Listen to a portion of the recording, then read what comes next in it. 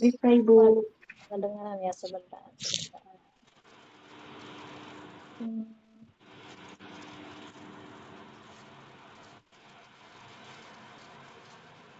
Sebentar. Suara teman-teman kok nggak kedengaran ya? Masih bisa ini.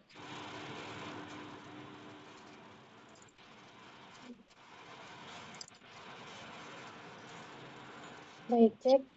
Bisa disimak suara saya? Bisa Ibu. Oh, baik. Alhamdulillah.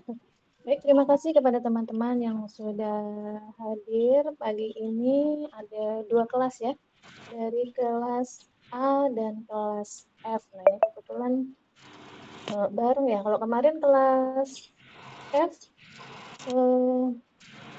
bareng sama digabung dengan kelas mana? Boleh saya dapat infonya? Kelas F. Untuk kelas F sebelumnya digabung sama kelas D, Ibu.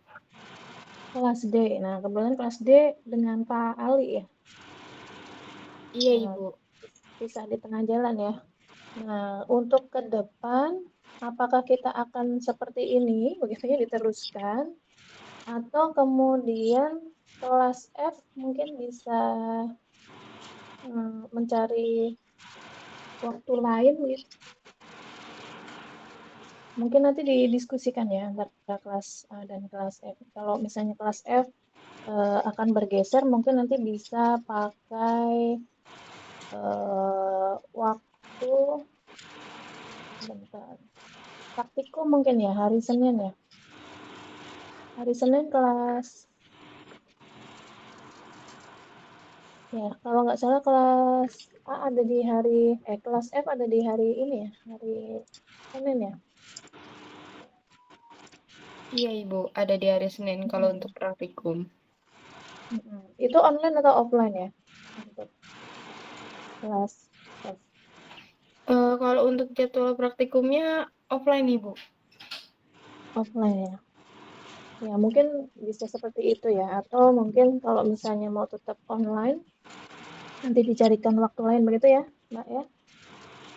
Baik, terima kasih. Baik, Ibu. Nah, ya, hari ini kita akan membahas satu pokok bahasan tentang sumber daya alam yang cukup penting di sektor pertanian, di mana subsektor ini biasanya kalau di PDRB itu digabungkan menjadi satu ya, di dalam di dalam sektor pertanian, yaitu sektor kehutanan. Baik, sebelumnya mungkin teman-teman sudah membahas tentang sumber daya yang lain yang cukup penting dalam sektor pertanian, yaitu sektor sumber daya lahan dan juga sumber daya air ya, di mana sumber daya lahan ini merupakan sumber daya yang menjadi inputan ya dari kegiatan pertanian. Kita sampai sekarang walaupun sudah ada banyak sekali metode ya yang tidak menggunakan media tanah sebagai media tumbuhnya ya, kita ada menggunakan udara begitu ya, ada hidroponik, ada aeroponik ya, tetapi tidak bisa dipungkiri ya bahwa sampai saat ini ya lahan ini masih belum tergantikan ya sebagai media untuk pertumbuhan berbagai tanaman kita. Baik, mungkin ini sudah kelihatan ya teman-teman ya. Nanti kalau misalnya ada trouble, suara saya tidak terdengar atau ada yang ingin ditanyakan, saya mohon dipotong saja. Dan nanti di tengah-tengah penjelasan saya, nanti akan saya tanya untuk presensi. Jadi mohon disimak dan jangan ditinggal tidur ya. karena seringkali memang kalau kita online agak kurang konsentrasi ya. Tapi mohon teman-teman bisa simak terus karena kode QR nanti akan sewaktu-waktu saya munculkan. Dan jika terlewat atau kemudian teman-teman ada yang kesulitan ya, ada yang beberapa yang tidak bisa masuk mohon nanti dilaporkan ke ketua kelas untuk kemudian melaporkan diri bahwa dia disertai dengan bukti diri itu screenshot ya alamatnya tuh muncul itu. Baik, kita lanjutkan yang bahwa kehutanan ini merupakan salah satu sektor yang cukup penting ya berkontribusi di dalam perekonomian kita, di mana sektor kehutanan ini berkontribusi sekitar 2-3% dari seluruh PDR kita setiap tahun ya. Jadi ini cukup penting. Nah, tetapi sebelum kita jauh melangkah untuk membahas bagaimana peran sektor kehutanan ya atau bagaimana kita mengelola hutan dari ekonomi, maka satu yang perlu teman-teman pahami ya.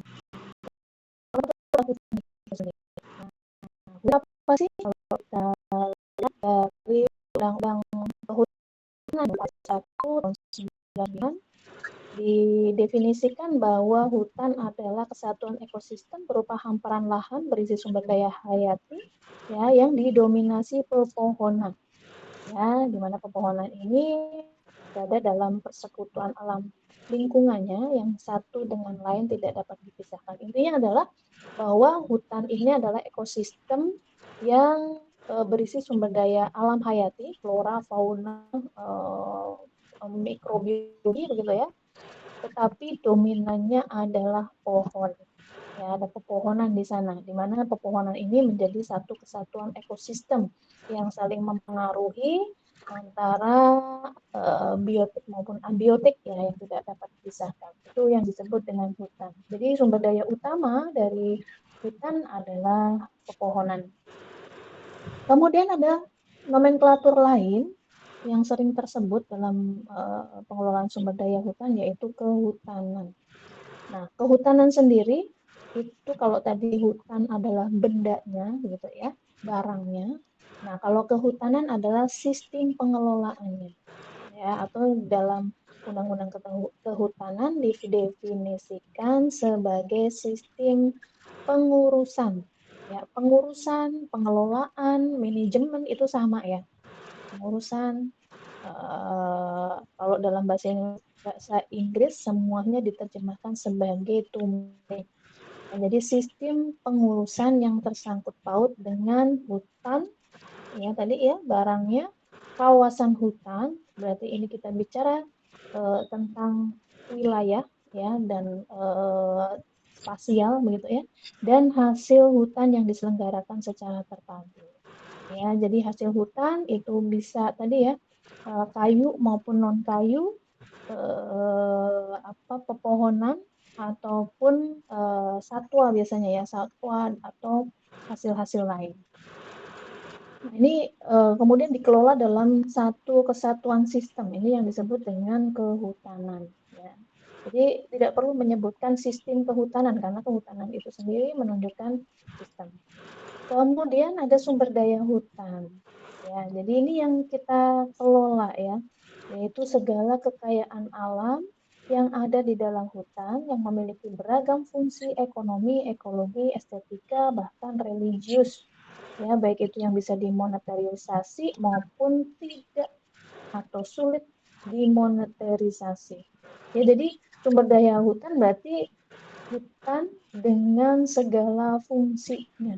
Baik itu fungsi ekonomi ya sebagai penghasil komoditas yang mungkin valuable ya bernilai di pasar baik itu nasional maupun internasional maupun fungsi ekologis di mana kita tahu hutan ini memiliki fungsi sebagai apa rumah ya bagi berbagai macam keanekaragaman hayati. Belum lagi punya fungsi hidrologis, belum lagi fungsi pengatur suhu dan lain sebagainya begitu ya. Kemudian fungsi estetik, ya kita tahu bahwa hutan di Indonesia itu cantik-cantik begitu ya, maka kemudian dia berpotensi untuk dikelola sebagai kawasan tujuan wisata begitu ya, maka ada ekowisata ya, di beberapa hutan-hutan yang memiliki daya tarik yang tinggi. Kemudian bahkan religius ya, seperti halnya mungkin masyarakat-masyarakat adat ya seperti Baduy itu menganggap hutan tidak hanya sekedar tebakan pohon, tidak hanya sekedar kumpulan dari berbagai keanekaragaman hayati, tetapi ada nilai-nilai yang kemudian diagungkan di sana. Ya, bahwa ada leweng tutupan, ada leweng titipan, ada kawasan budidaya, begitu juga kalau di Bali gitu ya, bahwa hutan-hutan yang di puncak-puncak gunung itu merupakan punya nilai sebagai kawasan nirwana begitu ya. Nanti bagian tengah itu yang dikelola oleh manusia, sedangkan daerah pesisir dan laut itu adalah tempat membuang apa ya, semua keburukan gitu ya. Nah, ini jadi ada filosofinya semua gitu ya. Nah, itu yang disebut dengan sumber daya hutan ya, hutan dengan segala manfaatnya. Ya, jadi fungsi hutan tadi bisa kita kelompokkan, ada fungsi ekonomi ya, ya tadi menghasilkan berbagai komoditas. Ya, komoditasnya bisa kayu, flora, fauna, atau kemudian sesuatu jasa yang bisa di eh, apa perdagangkan begitu dalam tanda kutip ya, seperti halnya flora fauna yang bisa menjadi objek wisata. Kemudian ada fungsi hidrologis, ya, maka kemudian kita kenal ada yang disebut hutan yang khusus untuk melindungi fungsi hidrologis yang sering kita kenal sebagai hutan lindung. Ya, jadi hutan ini memang ditujukan khusus untuk tata kelola air. Ya, jadi kalau di Pulau Jawa kebetulan sudah diatur nih dari zaman penjajahan Belanda ya, VOC itu sudah apa, menspesialisasikan gitu ya, mengalokasikan lahan-lahan di dataran tinggi ya, di puncak-puncak gunung itu pada radius tertentu dari puncak itu ditetapkan sebagai kawasan lindung yang tidak boleh dikelola, diambil manfaatnya gitu ya. Baru pada radius tertentu itu mulai ada apa, ada transisi ya, yaitu hutan produksi terbatas ya biasanya ya kalau di zaman dulu ya, zaman VOC, bawahnya biasanya merupakan hutan-hutan yang diambil hasilnya seperti damar, pinus begitu ya, sedangkan yang di bawah lagi yang memang bisa ditebang dan seterusnya gitu ya. Kemudian ada fungsi klimatologis. Nah, sampai sekarang hutan ini masih menjadi perdebatan. Apakah betul bahwa hutan oksigen yang ada di bumi ini dihasilkan oleh tanaman atau pohon? Ya, karena beberapa penelitian dan beberapa pakar itu menyebutkan bahwa oksigen yang dihasilkan di bumi ini sebagian besar diproduksi oleh blue algae yang ada di lautan. Ya, sehingga memang apakah benar jadinya bahwa hutan-hutan, terutama di hutan hujan tropis ya, seperti Indonesia ini merupakan paru-paru dunia. Tetapi sampai sekarang masih banyak yang apa mengamini ya bahwa eh, tanaman ini merupakan salah satu apa bagian ya yang menjadi paru-paru dunia dan juga dia sebagai pengatur iklim. Jadi kalau mungkin teman-teman bisa berasa ya bahwa kalau kita duduk di bawah pohon gitu ya di tengah siang hari gitu ya akan lebih sejuk dibanding kita berada di bawah naungan yang ya di ruang kelas gitu ya di gedung ya di dalam ruangan itu biasanya akan lebih panas dibanding di bawah pohon. Jadi memang pohon ini bisa menurunkan suhu itu sampai 1-2 derajat Celcius dibanding dengan di bawah naungan lain gitu ya. Dan kita tahu bahwa hutan ini merupakan uh, wilayah gitu ya, sumber daya yang bisa menjerap ya karbon dalam bentuk biomasa. Ya, jadi kita tahu bahwa salah satu biang ya gitu ya yang menjadi penyebab terjadinya pemanasan global itu adalah teremisikannya berbagai gas rumah kaca ke udara yang pada akhirnya menghambat apa emisi ya atau pelepasan panas sinar matahari yang masuk ke bumi keluar angkasa ya karena tertahan.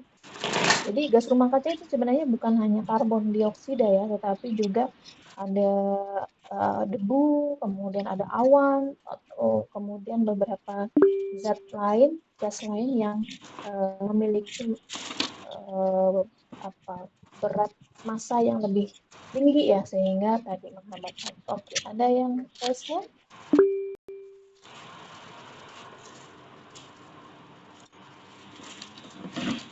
Ada yang raise hand? Ada ya.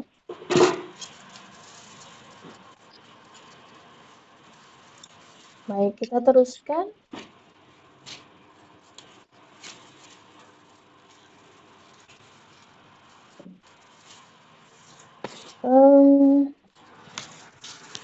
Kemudian selain tadi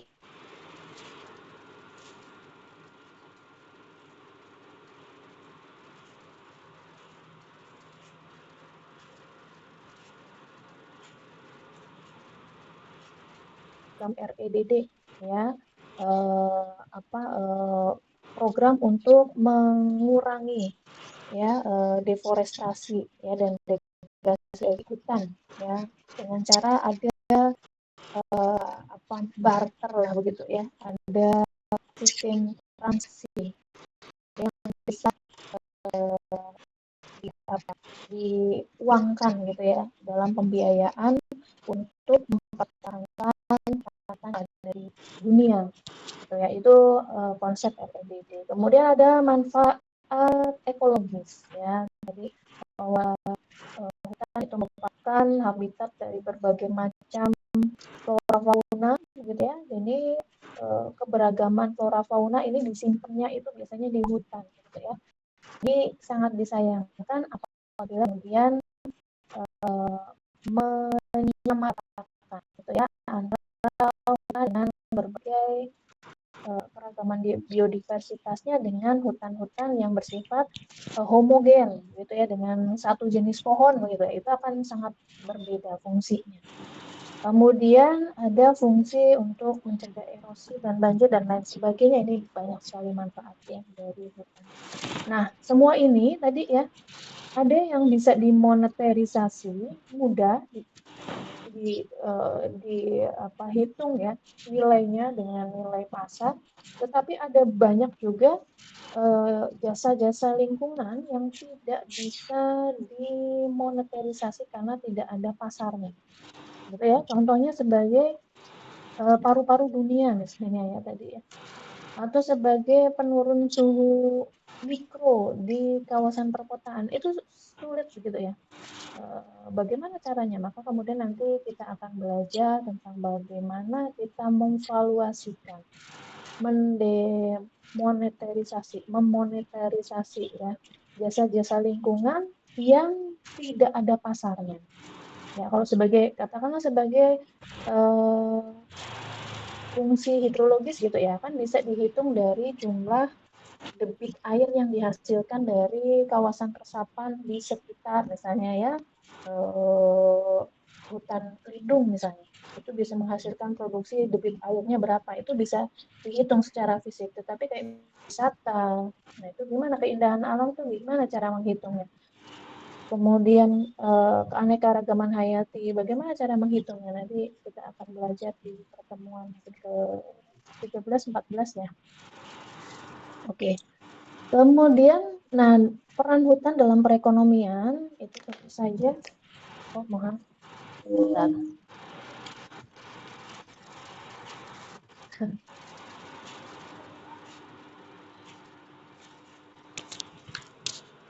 Jadi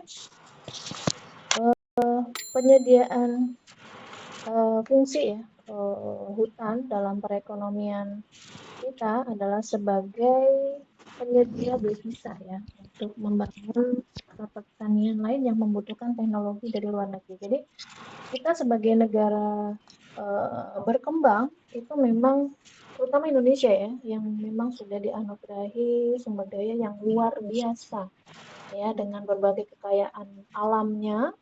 Nah, maka kemudian itu bisa menjadi modal untuk kemudian kita eksploitasi dan kita pertukarkan dengan kebutuhan kita, terutama dari aspek teknologi ya, karena memang pengetahuan, penelitian, kemudian berbagai mesin, alat, bahan itu yang kita belum punya kita bisa beli ya, dengan cara kita eh, memperoleh devisa dari hasil eksploitasi sumber daya alam, terutama juga kehutanan, untuk kemudian kita pertukarkan ya dengan tadi kebutuhan teknologi. Kemudian yang kedua adalah eh, penyediaan hutan dan lahan ini sebagai modal awal pembangunan ya, terutama berbagai sektor seperti kehutanan, perkebunan ya, hutan tanaman industri, perkebunan, kemudian bahan baku yang dihasilkan nanti menjadi inputan bagi sektor industri ya seperti pulp, kemudian ada uh, yang lain ya, bahan-bahan rotan dan lain sebagainya yang semuanya nanti akan menjadi keterkaitan yang kuat ya ke sektor-sektor yang lain gitu ya. Kemudian yang ketiga, perannya sebagai pemberi layanan lingkungan dan lingkungan sosial ya. Pelayanan jasa lingkungan maupun jasa sosial bagi masyarakat yang tadi disebutkan ya, bahwa hutan ini memiliki jasa untuk penyedia tadi ya, tata air, ya, tata udara dan lain sebagainya. Nah, di Indonesia sendiri sektor kehutanan ini masih cukup penting ya, tadi ya disebutkan ini kontribusinya sekitar 2-3% dari seluruh PDRB ya setiap tahun. Tapi memang ini kecenderungannya terus menurun dari tahun ke tahun ya. Kalau kita lihat memang kisarannya ya dari 2018 sampai 2024 itu kisaran penghasilan devisa itu di sekitar angka 20-an ya, 20, 25 begitu ya. Jadi kalau dalam nominal ya, jadi sebenarnya memang tidak banyak eh, berubah angkanya, tetapi memang karena memang PDRB kita dari tahun ke tahun antar sektor ya, terutama sektor di luar kehutanan pertanian secara umum itu terus meningkat sehingga porsinya menjadi kelihatan lebih kecil gitu ya. Nah, kemudian eh, jumlah penghasilan devisa yang dihasilkan oleh sektor kehutanan itu sekitar 20-an tadi ya kita sebutkan ya. Nah, khusus untuk hasil kayu, ini menurut hutan tanaman industri ya, laporan HTI, ini pada tahun 2024 itu sekitar 10 miliar dolar ya. Ini agak menurun memang ya dibanding dengan tahun-tahun sebelumnya yang kalau nggak salah tahun 2018 itu ada di angka 11 miliar, di tahun berikutnya 12, 14 ya, tetapi tahun 2024 ini hanya sekitar 10 miliar. Ini belum ditambah dengan hasil lain ya, seperti dari satwa, flora, fauna yang lain ya, itu yang sekitar juga hampir sama, sekitar 10-an lebih gitu ya. Jadi totalnya 20-an. Kemudian bahwa sektor kehutanan bersama dengan sektor-sektor pertanian yang lain, ya sektor peternakan, perikanan, pertanian itu sendiri, itu merupakan sektor yang menyediakan lapangan pekerjaan cukup tinggi. Jadi data terakhir itu hanya itu menurun ya dari tahun ke tahun ya. Kalau mungkin 10 tahun lalu itu masih sekitar di angka 50% ya dari seluruh total tenaga kerja di Indonesia ini terserap di sektor pertanian umum. Nah, kemudian di tahun terakhir itu datanya menurun menjadi 40-an persen. Dan khusus sektor kehutanan, ini saya tidak mendapatkan data terakhir, tetapi tahun 2019 disebutkan bahwa sektor kehutanan ini menyerap sekitar 13,45% dari seluruh total tenaga kerja yang ada di Indonesia. Jadi cukup penting ya. Dan ini tadi bahwa sektor kehutanan juga merupakan sektor basis ya yang menggerakkan sektor perekonomian lain yang memiliki keterkaitan erat ya, terutama sebagai sektor yang uh, kemudian tadi bahwa sektor kehutanan juga berkontribusi ya di dalam jasa lingkungan yang ini tentu penting ya dalam perekonomian kita ya, dari aspek keindahannya kita bisa munculkan sebagai sektor pariwisata gitu ya. Kemudian juga tadi ya dari aspek perdagangan karbon ya, ini bisa menjadi kredit karbon yang kemudian jumlah biomasa yang ada di sebuah hutan itu bisa kita perkirakan, hitung, kemudian kita tadi ya bisa masuk dalam pasar karbon. Kemudian juga memiliki keanekaragaman hayati, di mana keanekaragaman hayati ini memiliki potensi besar ya. Ada beberapa atau banyak sekali kekayaan alam hayati yang mungkin belum teridentifikasi atau belum terdiscovery begitu ya. Sampai sekarang manfaatnya apa? Tapi bahwa kalau mungkin boleh spill ya bahwa terutama dari mikrobiologi ya.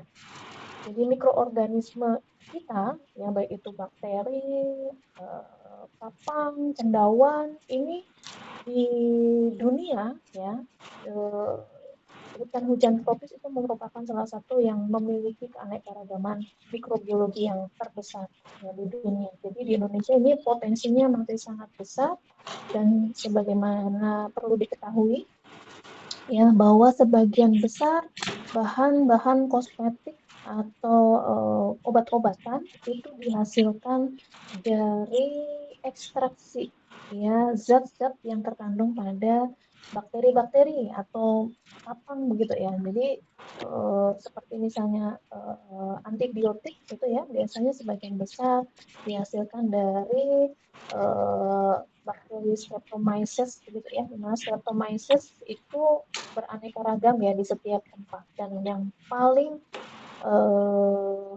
banyak potensinya itu ada di hutan-hutan, jadi pedalaman-pedalaman yang mungkin kita belum ketahui gitu ya.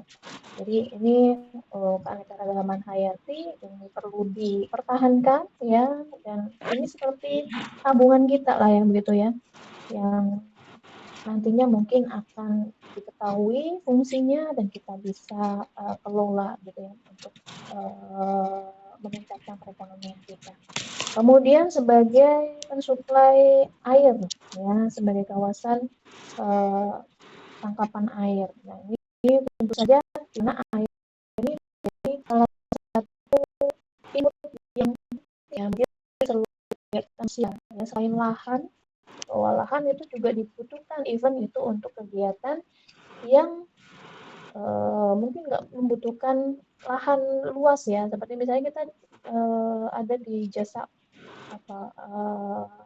marketplace misalnya ya, tapi kan tetap saja kita butuh lahan ya untuk ruangan kita melakukan kegiatan.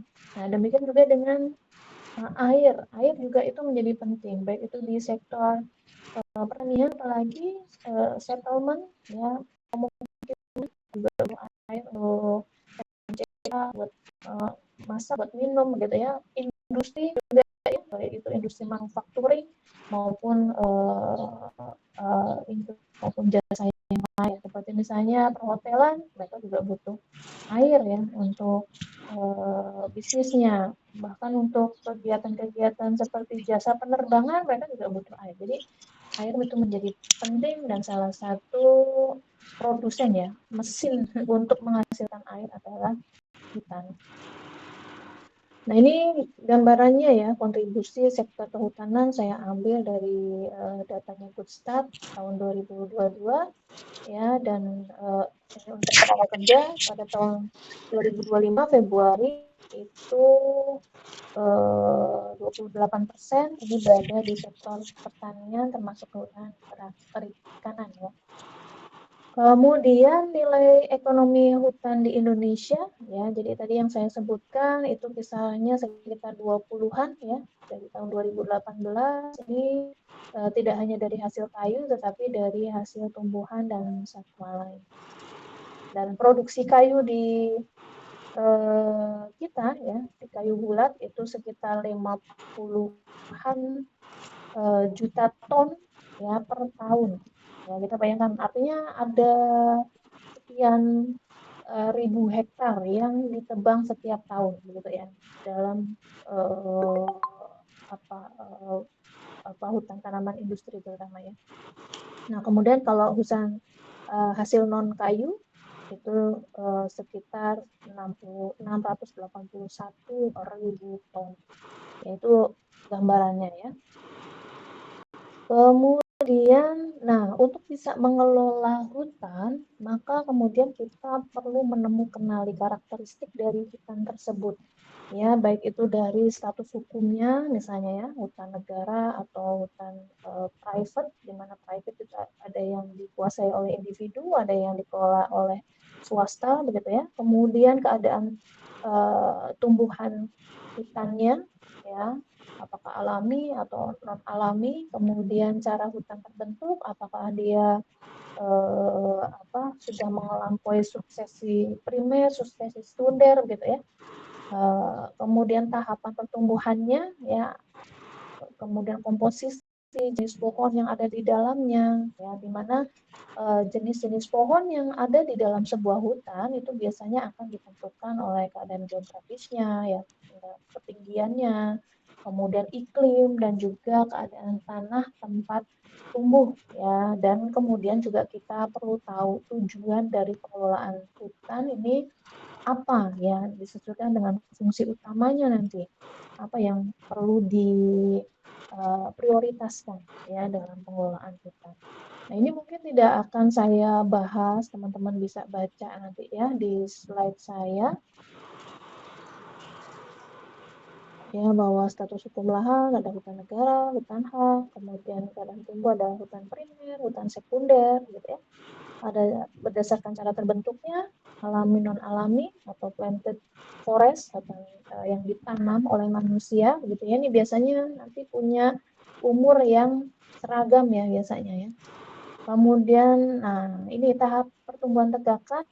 Nah, ini yang nanti banyak digunakan istilah ini dalam pengelolaan hutan, terutama hutan tanaman industri ya, disebut dengan hutan klimaks ya. Ini hutan yang sudah sangat tua begitu ya, di mana pohon-pohonnya udah mencapai tahap yang paling matang ya. Jadi ini merupakan puncak suksesi alami ya, sesuai dengan kondisi setempat ya. Nah, ini biasanya kalau di hutan-hutan tertentu ini ditumbuhi oleh pohon-pohon yang mungkin tingginya tidak hanya puluhan ya, sampai mungkin 100-150 meter gitu ya, yang diameternya besar-besar gitu kalau di hutan-hutan tropis. Kemudian ada gapan masak tebang, mature forest stand. Nah, ini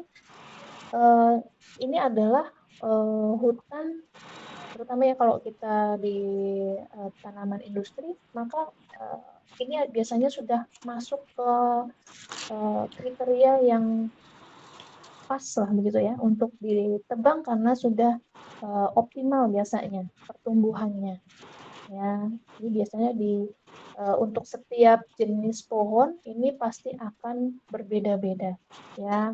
Misalnya untuk jati misalnya gitu ya, maka masa tebangnya jati untuk perhutani itu akan berbeda dengan tegakan masa tebangnya jati milik rakyat biasanya ya. Kalau rakyat biasanya mereka jatinya jati-jati, kalau biasanya disebut jati kampung ya. Jati kampung itu sekitar umur 15-20 tahun begitu sudah ditebang ya, karena mereka menggunakan jenis jati-jati jati emas ya kalau nggak salah ya, yang pertumbuhannya cepat begitu ya, tetapi memang kualitasnya biasanya lebih rendah dibanding dengan jati yang dikelola oleh perhutani. Jadi kalau perhutani itu jatinya baru boleh ditebang jika sudah memasuki umur sekitar 30 sampai 60 tahun. Ya, itu uh, berbeda ya, jadi berbeda. Belum lagi kalau misalnya kita ada di Kalimantan, ada hutan meranti misalnya ya, atau jenis-jenis taman lain, maka masa tebangnya itu umurnya akan berbeda-beda. Kemudian ada di hutan normal. Nah, ini hutan normal adalah hutan yang mencapai dan dapat dipertahankan pada keadaan yang hampir sempurna sesuai dengan tujuan pengelolaannya. Jadi tergantung pada tujuan pengelolaannya ya, apakah dia sebagai hutan lindung, ya, apakah dia sebagai hutan industri atau untuk kegiatan wisata dan lain sebagainya, atau merupakan kawasan yang dipertahankan untuk suaka gitu ya, maka normalnya gitu ya itu akan berbeda-beda juga gitu ya, hutan normal. Kemudian ada hutan yang ditanam seumur, ada yang tidak seumur gitu ya. Nah, ini istilah yang sering digunakan dalam kehutanan ya, dalam kegiatan kehutanan. Kemudian komposisinya ada yang homogen, ada yang tidak homogen. Nah, letak geografis dan ketinggian ini biasanya juga menentukan jenis hutan ya. Ada hutan-hutan yang ada di pinggiran perairan. Nah, itu biasanya juga punya kekhasan ya, di mana biasanya tanaman-tanamannya memiliki akar nafas ya, dan itu jenis kayunya pasti akan berbeda ya, sehingga value-nya juga biasanya akan berbeda. Kemudian berdasarkan iklim tumbuh juga seperti itu, biasanya akan menghasilkan jenis hutan yang berbeda dengan keanekaragaman yang berbeda gitu ya. Dan yang paling tinggi adalah hutan tropis ya, yang memiliki keberagaman flora fauna yang paling tinggi biasanya. Kemudian keadaan tempat tumbuh juga ya, ada tanah kering, gambut, rawa, bakau gitu ya. Ini juga akan mempengaruhi. Jadi kita harus kenali itu semuanya karakteristiknya ya, agar kita bisa menentukan model pengelolaan yang tepat ya, sistem kehutanan apa yang pas begitu ya. Nah, ini berdasarkan fungsinya, nah maka tadi ya tujuan pengelolaan ya, bisa kita kelompokkan menjadi hutan konservasi, di mana hutan konservasi ada suaka alam. Suaka alam biasanya perlindungannya untuk satwa ya. Kemudian ada kawasan hutan pelestarian alam, ya taman nasional biasanya ya, ini flora fauna ya, tidak hanya faunanya saja, tetapi juga keanekaragaman hayati secara umum begitu ya. Kemudian ada taman buru. Ya, taman buru di Indonesia mungkin tidak banyak ya. Ada di Jawa Timur kalau nggak salah ya, untuk perburuan rusa begitu ya. Tapi itu juga sangat terbatas. Kemudian ada hutan lindung tadi untuk fungsi tata air. Kemudian ada hutan produksi. Nah, ini yang jadi pengelolaan ya dalam topik kita hari ini ya, yaitu ada hutan produksi terbatas, ada hutan tetap, produksi tetap, ada hutan produksi yang dapat dikonversi. Ya, jadi hutan ini nantinya bisa dikonversi menjadi penggunaan non hutan lain, ya seperti perkebunan, kawasan pertanian atau kawasan transmigrasi atau menjadi kawasan pertambangan misalnya begitu ya. Nah, ini. Nah, di Provinsi Banten sendiri berdasarkan tadi ya pengelompokan berdasarkan fungsinya, ini sudah ditetapkan bahwa pada tahun 99 ya SK Kemenhut, bahwa di Banten itu total luas wilayah yang ditetapkan sebagai kawasan hutan itu ada sekitar 253.000 hektar ya, yang terbagi menjadi kawasan suaka alam ya, taman nasional ada di ujung kulon ya sebagian besar, kemudian ada di Taman Nasional Gunung Halimun ya, karena di sini ada elang Jawa ya, ada elang Jawa, sedangkan di Taman Nasional Ujung Kulon ada badak. Kemudian ada hutan lindung. Nah, ini luasnya sekitar 12.000 hektar ya, tersebar mungkin ada di Gunung Karang ya kalau nggak salah di sini ada ya kecil ya. Nah ini untuk mensuplai air di kawasan industri Cilegon terutama sebenarnya. Ya kawasan Cilegon karena Cilegon punya sungai ya, nggak punya air baku kecuali kemudian dari apa danau ya, danau buatannya. Kemudian ada di sekitar inilah Gunung Halimun dan sekitarnya. Kemudian ada kawasan hutan produksi ya dan kawasan hutan produksi tetap dan terbatas ya. Nah, ini sebagian besar dikuasai oleh perhutani ya, perum perhutani dan beberapa hutan rakyat ya. Nah, ini luasnya sekitar 50 hektar untuk produksi terbatas dan produksi tetap sekitar 26.000 hektar. Nah, ini sebarannya seperti ini ya. Nggak tahu nih sampai sekarang sepertinya ini juga sudah mulai banyak yang terkonversi ya. Seperti contohnya di kawasan Ujung Kulon, ini ada perbatasan antara kawasan hutan Taman Nasional Ujung Kulon dengan kawasan penduduk ini sudah mulai banyak yang dimanfaatkan untuk kegiatan pertanian ya, bahkan sampai pertanian intensif seperti padi begitu ya, sawah ini sudah mulai banyak. Tapi ini dijaga betul ya bahwa pemanfaatannya tidak boleh dengan cara menebang apa boleh, tapi ada toleransi lah begitu ya untuk radius berapa ini dimanfaatkan oleh masyarakat agar tidak lebih jauh merangsek ke kawasan inti dari Taman Nasional. Nah, kemudian tipe hutan itu juga perlu kita ketahui ya, karena memang berdasarkan bentukan hutan ya atau jenis-jenis hutan itu kita bisa kelola potensinya ya. Contohnya ini untuk hutan pegunungan campur ini 65% dari seluruh hutan di Indonesia. Ya, itu ada beberapa jenis kayu yang cukup penting ya seperti meranti ya, ini ada di Kalimantan, Sumatera, gitu ya, Sulawesi. Ya, ini menjadi kayu penting ya di dalam industri ya untuk bahan bangunan terutama. Kemudian di Nusa Tenggara, Maluku ini ada beberapa penting, Temesia, Palacium, ya, dan lain sebagainya. Kemudian ada hutan pegunungan ya, submontana. Nah, ini biasanya 1.300 sampai 2.500 ya. Ini ada beberapa jenis juga. Jadi ini setiap tadi ya, untuk setiap ketinggian geografis, jenis tanah gitu ya atau jenis lahan itu akan menentukan potensinya dan itu perlu kita kenali gitu ya, sehingga kita bisa melakukan kegiatan pengelolaan yang pas. Nah, ini mungkin tidak akan saya bahas satu persatu, mungkin nanti bisa teman-teman baca sendiri ya. Kemudian, nah ini mungkin sudah dibahas juga di perkuliahan sebelumnya ya tentang sumber daya milik bersama, common pool resource. Nah mungkin saya pengen tahu nih penguasaan teman-teman apa sih yang disebut dengan sumber daya milik bersama? Ada yang bisa raise hand? Silakan. Ada? Sumber daya milik bersama.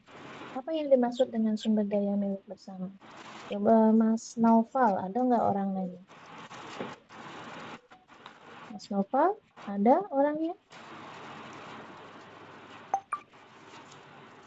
Mas Naufal dari kelas mana? Kelas A atau kelas F? Oke, menjawab ya, mungkin belum menyimak. Mbak Mia, ada Mbak Mia? Mbak Mia ada?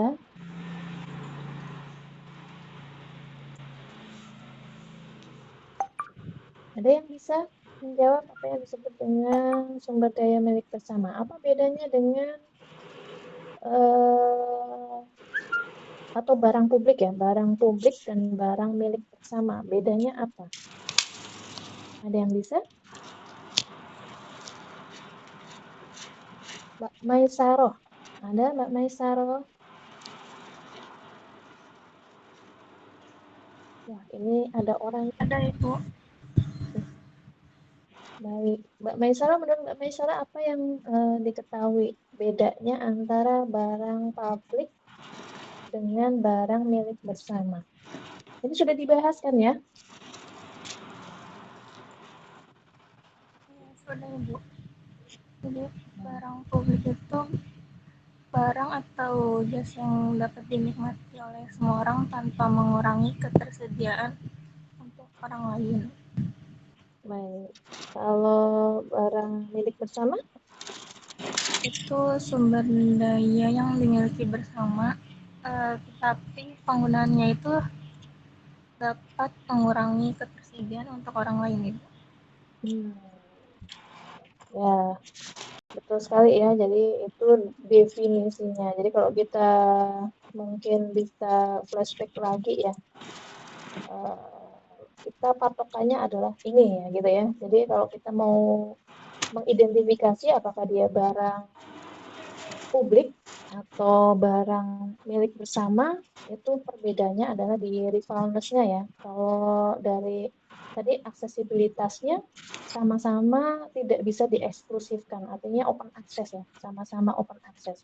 Artinya kita tidak bisa cegah orang lain untuk mengakses atau memanfaatkan sumber daya itu. Ya, contohnya nih, misalnya, nah, ini mungkin ya gambarannya ya, ini gambaran ekstrimnya ya.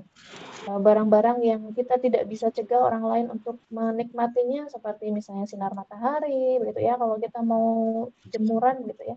Oh, yang lain kita nggak bisa, jangan jemur juga, gitu nggak bisa ya. Kemudian mungkin sinyal, misalnya gitu ya, sinyal transmitter.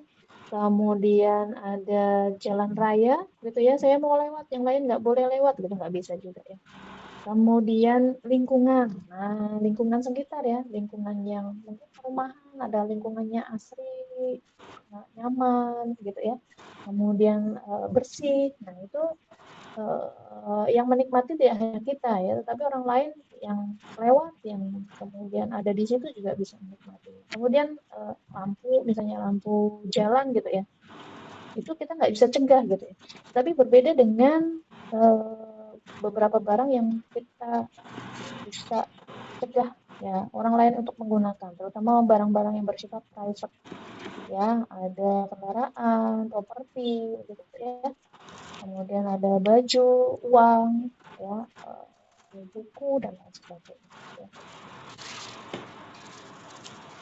Nah, yang menjadi kuncinya tadi ya, ada barang yang berkurang kalau kita mengkonsumsinya, ya, jadi berkurang untuk orang lain, ya, seperti misalnya tiket tiket pertandingan gitu ya, atau tiket konser. Nah, kalau udah kebeli sama orang ya pasti jatahnya akan berkurang ya. Kemudian ada parkiran gitu, jatah parkir ya, bukan parkirannya, tapi jatah parkir ditempati orang lain malah kita nggak bisa gunakan ya. Kemudian makanan, minuman dan lain sebagainya. Nah, tetapi ada barang-barang yang nggak berkurang nih. Misalnya jam dinding ya, kalau kita lihat dikonsumsikan, konsumsinya dengan cara dilihat ya, jam berapa sekarang. Nggak kemudian terus jadi lebih cepat begitu ya. Nah, ya. Atau kemudian suara, ada orang berbicara di tempat umum gitu ya, maka suaranya akan terdengar dengan tingkat kebisingan yang sama. Ya, tingkat kekencangan yang sama gitu ya, nggak kemudian kalau sudah didengar saya jadi berkurang untuk orang lain, nggak gitu ya. Demikian juga dengan mungkin tayangan-tayangan yang sudah di blasting di media sosial ya, di setel publik. Nah, ini biasanya juga kalau sudah dilihat begitu ya, nggak kemudian berkurang jadi lebih redup gitu mungkin, atau resolusinya berkurang nggak juga gitu ya. Nah, ini contohnya ekstrim gitu ya. Jadi memang tadi betul sekali bahwa kuncinya adalah ada di rivalness ya, untuk membedakan barang milik publik dan pure public goods dengan sumber daya milik bersama. Di mana common purpose ini yang menjadi permasalahan ya. Kalau barang publik yang pure ya, yang pure public goods itu kan relatif tidak berkurang, jadi tidak menjadi masalah yang mau dikonsumsi sebanyak apa. Tetapi yang menjadi permasalahan adalah ada barang ya atau jasa yang kemudian menjadi bermasalah dalam aspek kualitas maupun kuantitasnya karena konsumsinya oleh orang lain. Contohnya tadi ya, sumber daya ikan, ya kalau sudah, terutama ikan yang ada di perairan terbuka ya, danau, sungai, ya badan-badan air di Indonesia ini kan milik negara ya, dimana kalau sudah milik negara berarti yang merasa menjadi warga negara ini berhak ya, gitu ya, siapa saja boleh menggunakan. Nah, nanti kalau sudah dipancing, sudah diambil manfaatnya, dijala begitu ya, maka jumlahnya pasti berkurang sehingga kecenderungannya untuk tadi ya barang-barang yang bersifat common for resource akan terjadi permasalahan yaitu eksploitasi ya, over eksploitasi karena tadi semua orang berebut dan kemudian ada yang disebut dengan free rider ya. Nah, ini ya. Jadi tadi ya common resource permasalahannya adalah terjadi overuse ya karena tadi semua orang berebut siapa cepat dia yang dapat duluan ya. Kalau yang belakangan ya nggak dapat apa-apa begitu ya.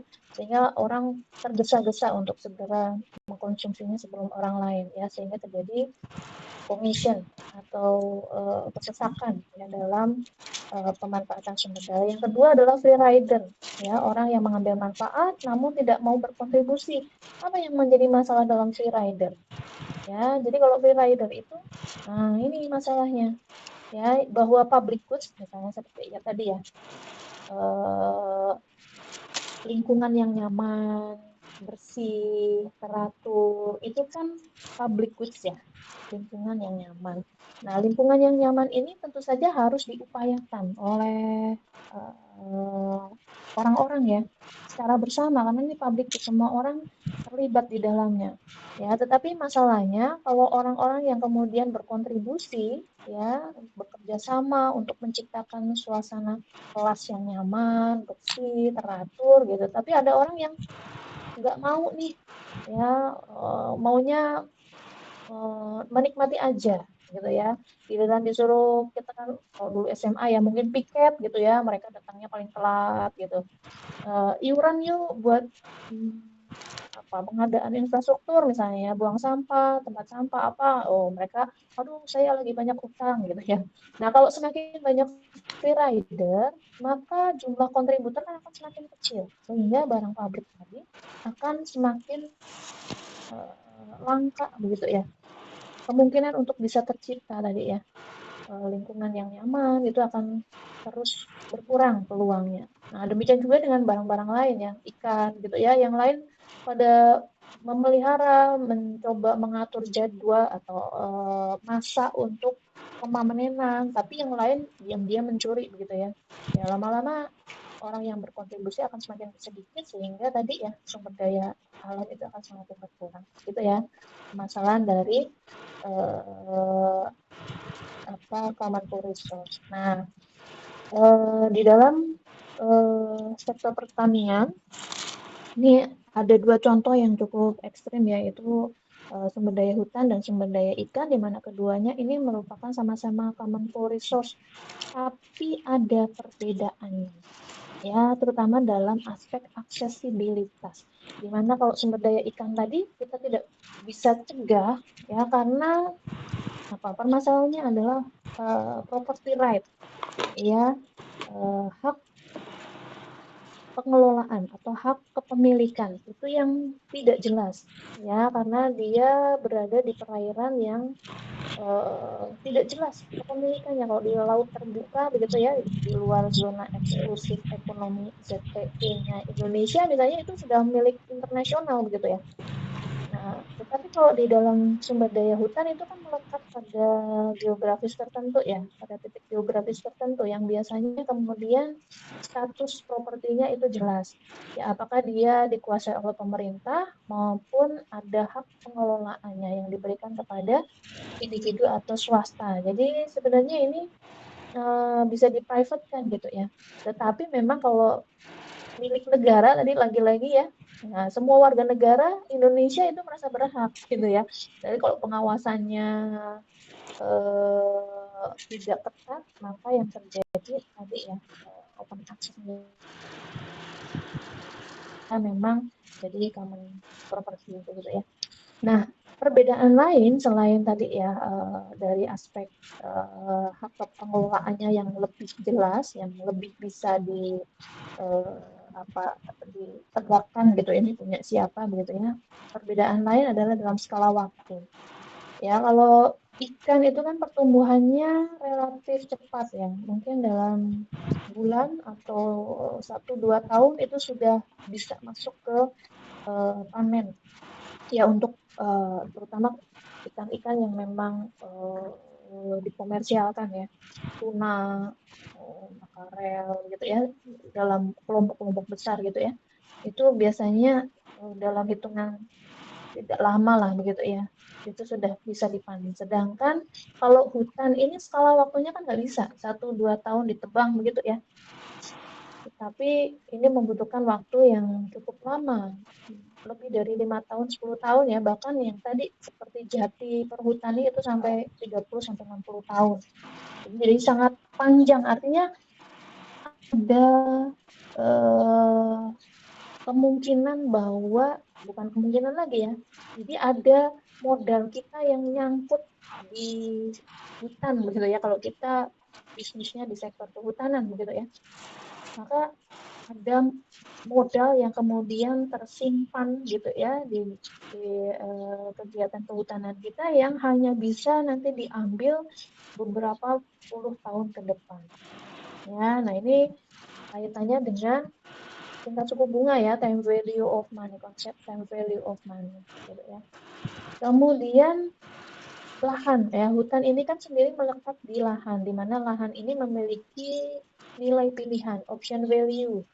Ya, ini mungkin juga sudah dibahas di dalam ekonomi sumber daya lahan ya, bahwa lahan ini berbeda dengan sumber daya lain ya, air dan lain sebagainya. Lahan ini memiliki option value di mana kecenderungannya si pemilik hak ya lahan itu akan cenderung memilih bentuk penggunaan yang memberikan revenue paling besar. Ya, kalau saya punya lahan 1 hektar di depan kampus ya Pasupatan, itu kan ada lahan kosong ya.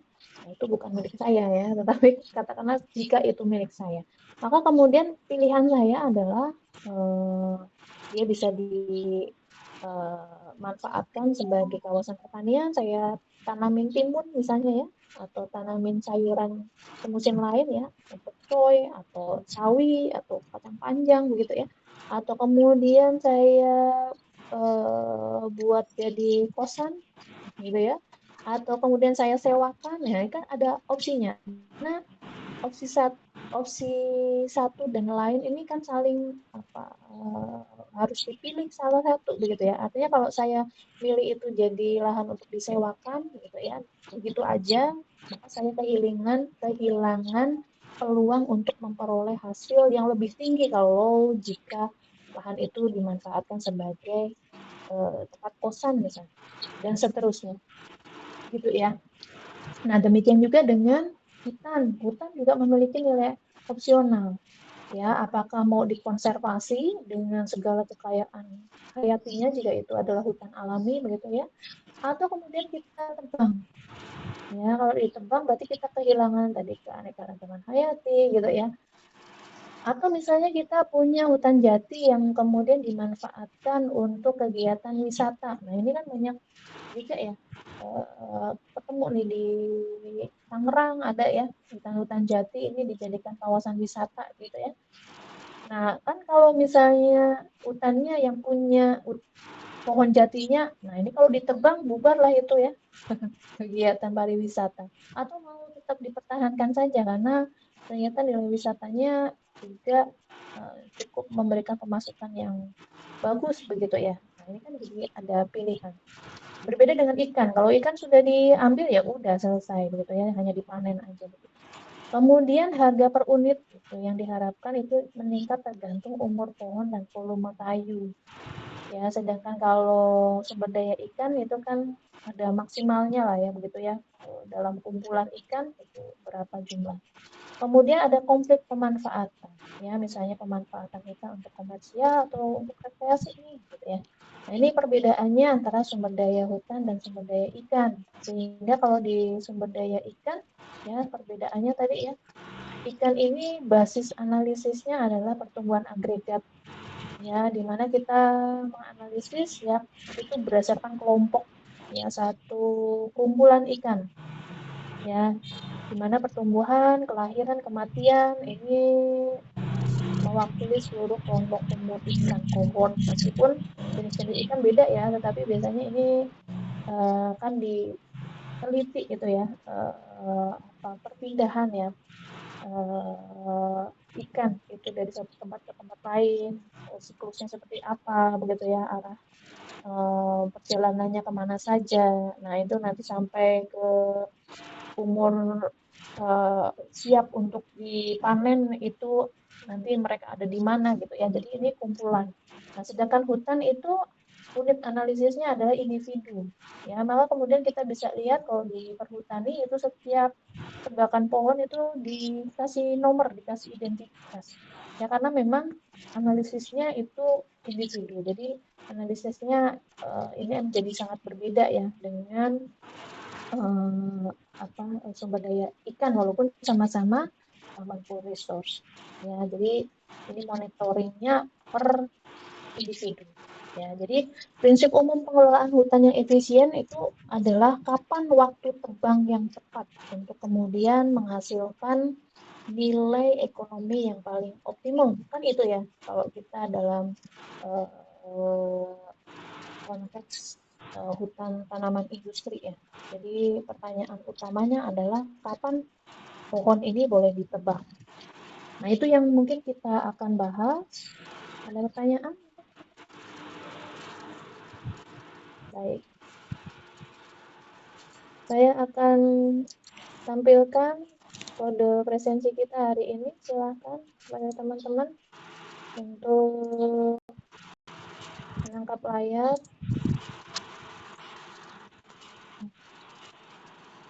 Buat teman-teman yang kesulitan, nanti bisa screenshot ya untuk melaporkan saya hadir gitu. Sudah? Nah, sambil menunggu teman-teman untuk bisa datang ke layar, saya mungkin sambil minum dulu ya.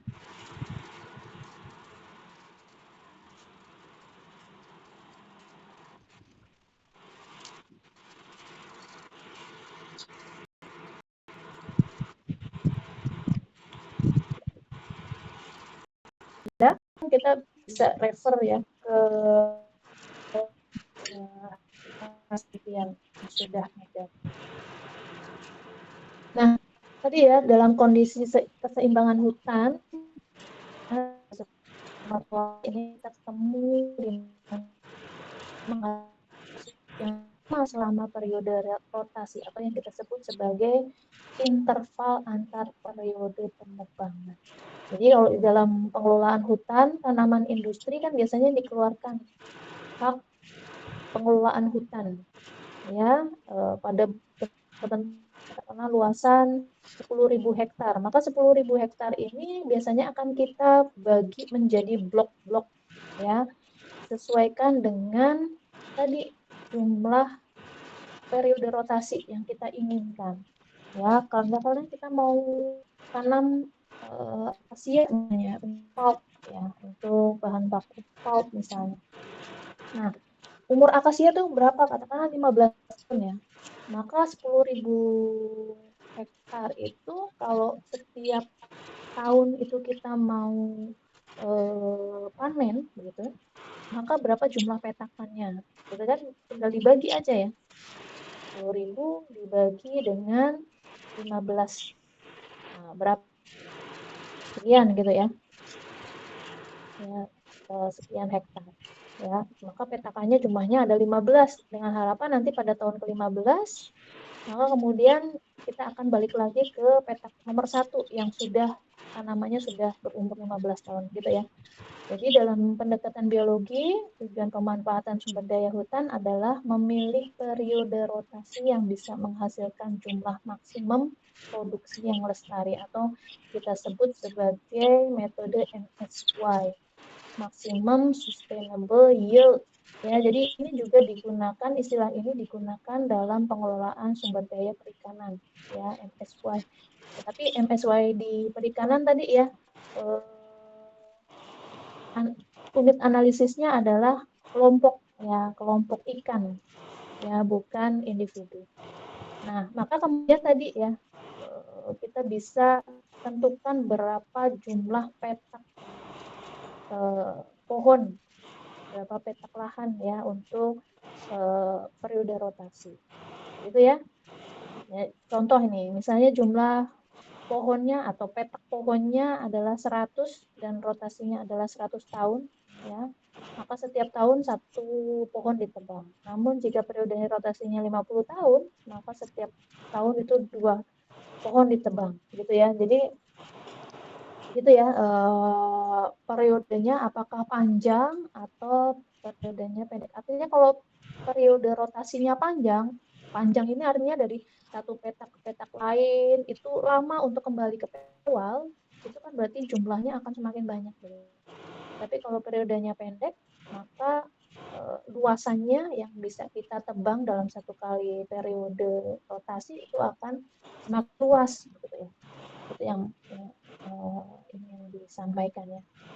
Jadi dalam pengolahan hutan tadi kita satu umur ya, masa tebangnya itu berapa, kemudian yang kedua adalah kita menentukan periode rotasi. Nah, dalam pengelolaan hutan yang merupakan fully regulated hutan forest ya, ini maka kemudian PR-nya adalah bagaimana menentukan distribusi areal ya menurut kelas umur, dan biasanya umur yang paling tua adalah umur rotasi ini ya tadi ya. Petak terakhir itu merupakan petak yang sudah masuk masa tebang gitu ya, jadi mengalami pergiliran. Maka pilihannya tadi ya, kita mau rotasinya panjang atau rotasinya pendek. Ya, kalau umur rotasinya panjang, maka kemudian biasanya jumlah pohon itu akan semakin, atau jumlah petaknya itu akan semakin sempit dibanding kalau umur rotasinya pendek yang 50 tahun kita dapat 2 hektar jadi ya. Kalau yang umur rotasinya pendek, maka kemudian kita hanya dapat 1 hektar karena tadi harus dibagi setiap tahun kita harus panen nih gitu ya. Jadi ini biasanya untuk rotasi yang panjang itu jumlah pohonnya itu akan semakin dikit dan semakin kecil volume yang dihasilkan dalam setiap kelas umur ya, karena tadi mempengaruhi jumlah petak per kelas umur yang semakin banyak ya jumlah petakannya itu semakin banyak. Nah ini juga harus diperhitungkan di dalam manajemen hutan karena lagi-lagi panjang rotasi itu akan menentukan seberapa lama modal kita ya untuk tadi land clearing, untuk izin pengelolaan hutan itu kan bukan uang yang sedikit ya, yang tertanam pada bisnis kita. Yang ini juga harus diperbandingkan atau diperhitungkan dengan opsi menanam modal di sektor lain gitu ya. Jangan-jangan ini jadi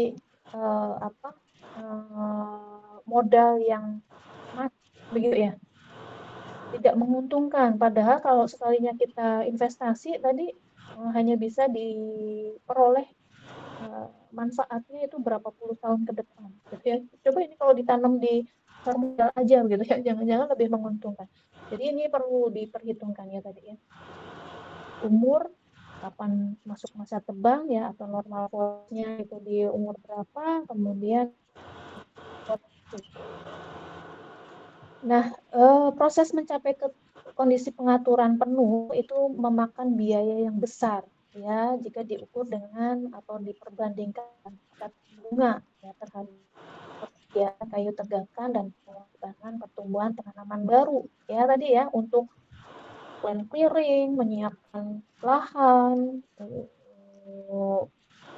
perizinan, kemudian belum tanam, kemudian menunggu sampai hasil. Kalau di pertanian semusim itu kan hitungannya bulan, kalau ini hitungannya puluhan tahun. Ya, ada hal-hal yang sangat berpengaruh, antara lain adalah tingkat suku bunga ya, untuk kemudian bisa memperhitungkan kelayakan bisnis. Kalau yang cukup besar, ya ini juga harus hati-hati dalam periode tebangnya. Yang juga karena katakanlah sekarang suku bunga lagi diturunkan begitu ya, maka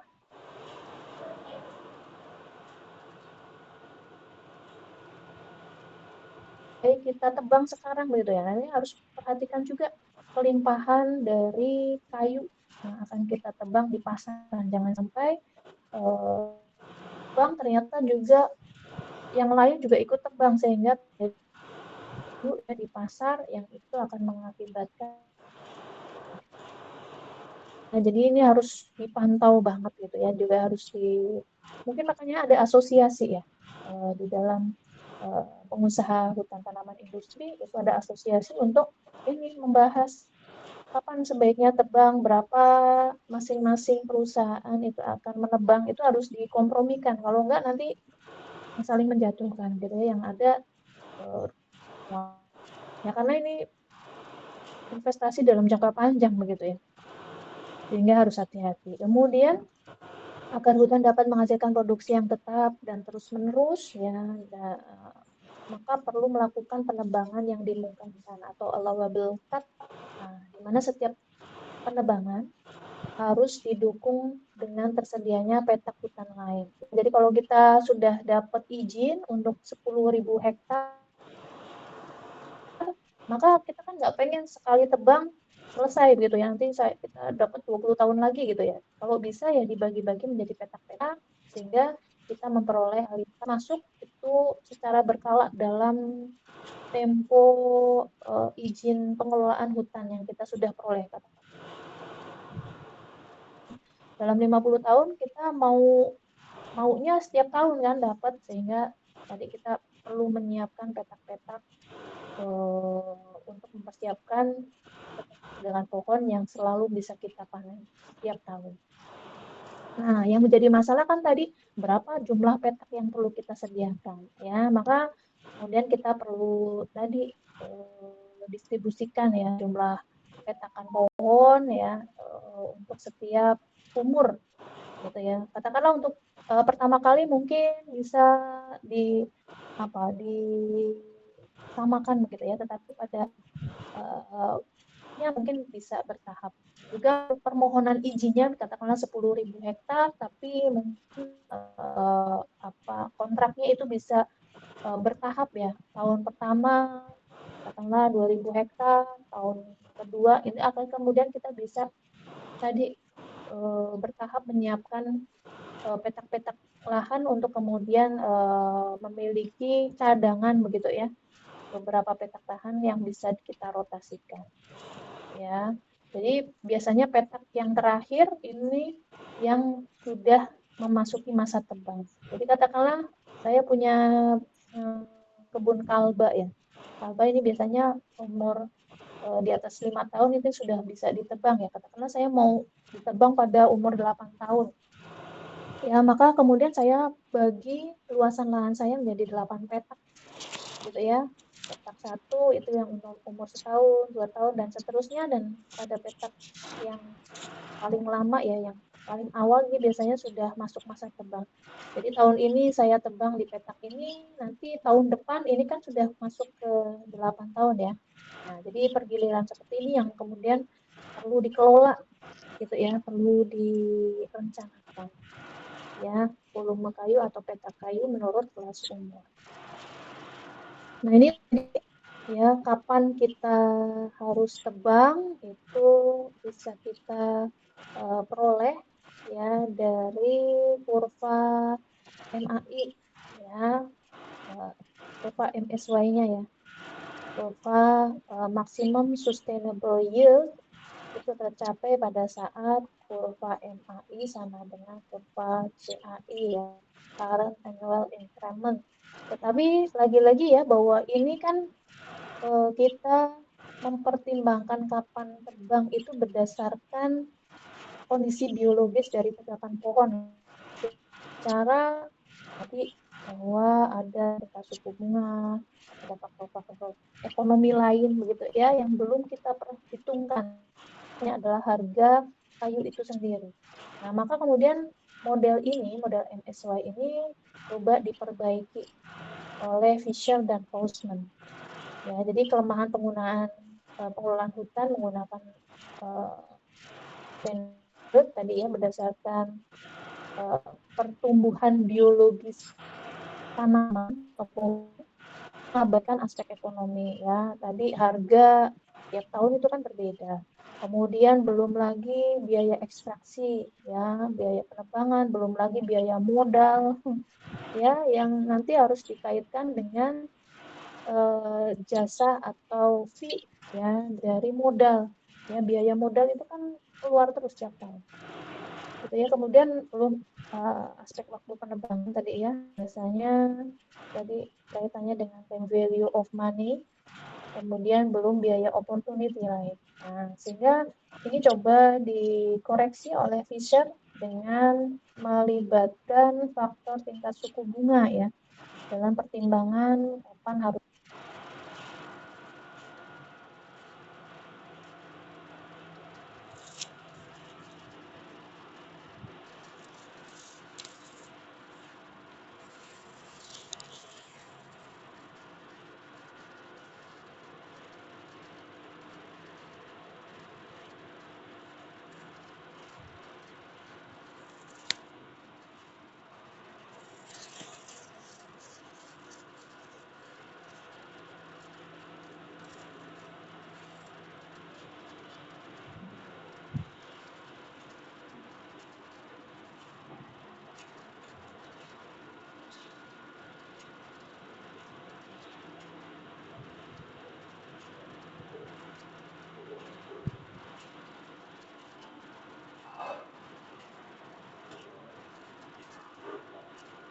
Punten Ibu, untuk suaranya sepertinya mic-nya ke mute Ibu.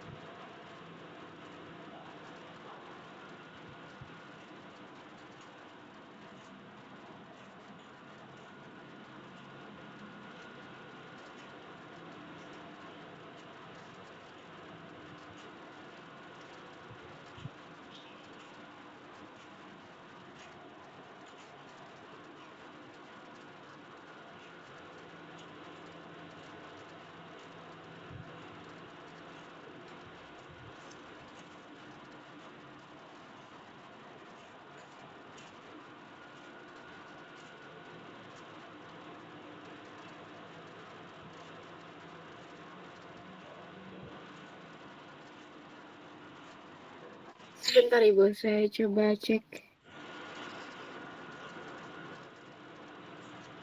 Tapi dari saya di audionya dibolehkan semua Ibu.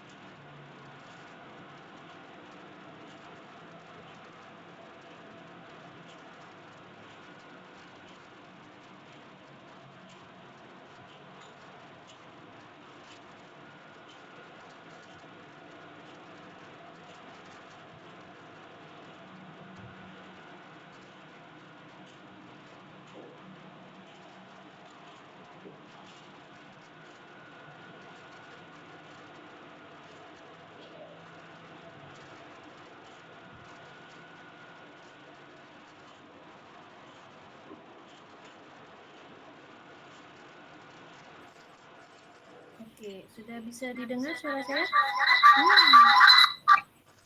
Sudah, Ibu. Sudah, Ibu. Kan ya. Ini udah bermasalah apa ya? Oke, jadi kita Enggak tahu, terus Ibu. ya. Secara singkat. Saya bingung Baik, juga. mohon maaf. Soalnya tadi gini. Jadi ada model Fisher, ada Folksman ya. Jadi kalau model Fisher itu intinya bahwa kita mencari tadi ya, apakah pertumbuhan nilai bersih dari pemanfaatan hutan itu lebih tinggi atau lebih rendah dari tingkat suku bunga. Ya, jadi kalau masih lebih untung pertumbuhan modal, ini kan kita bicara tentang modal ya, modal yang sudah ditanamkan di sektor kehutanan. Nah, pertumbuhannya lebih tinggi mana di sektor tetap di kehutanan atau di sektor finansial gitu ya, yang di finansial kan kayak misalnya kita deposit, kita di emas misalnya gitu ya, pertumbuhan bunganya itu lebih besar atau lebih tinggi. Kalau misalnya lebih menguntungkan di sektor kehutanan, nah artinya kita simpan aja uang kita di tegakan-tegakan pohon ya. Tetapi kalau ternyata pertumbuhan bunganya itu lebih tinggi ya di sektor finansial, ya mendingan kita tebang, kita simpan di sektor finansial ya, model Fisher ya, secara mudah. Nah, tetapi Fisher ini hanya mempertimbangkan 1 kali tebang. Ya, sedangkan kita tahu kalau kita punya tadi hak pengelolaan kan kita kan nggak sekali tebang selesai ya, tetapi ada beberapa kali nilainya itu akan meningkat pada tahun tertentu, kemudian ditebang artinya 0 lagi. Kemudian kita nunggu tadi ya land clearing, periodenya biasanya akan relatif sama ya. Siklusnya katakanlah tadi tahunan, 10 tahunan begitu ya. Ini biasanya sesuai dengan umur pohon. Model di mana model Folksman ini disebut model ongoing forest, jadi pengelolaan hutan yang terus-menerus selama kita punya hak pengelolaan hutan. Sehingga tadi present value dari nilai investasi yang ditanamkan di lahan kehutanan itu tidak hanya 1 kali, tapi beberapa periode ya. Maksimal present value itu dari tahun pertama, kedua, ketiga, dan seterusnya gitu ya. Jadi modelnya dikumulatif. Nah, kalau kumulatif ini kemudian kita sederhanakan ya, itu menjadi value dikali dengan periode katakanlah tebang per 10 tahun dikalikan dengan tingkat suku bunga begitu ya, ditambah dengan ya present value-nya, value pada tahun ke-20 ya, dikurangi dengan tahun ke-20 dikurangi 10 begitu ya, di mana jarak periode kan sama ya.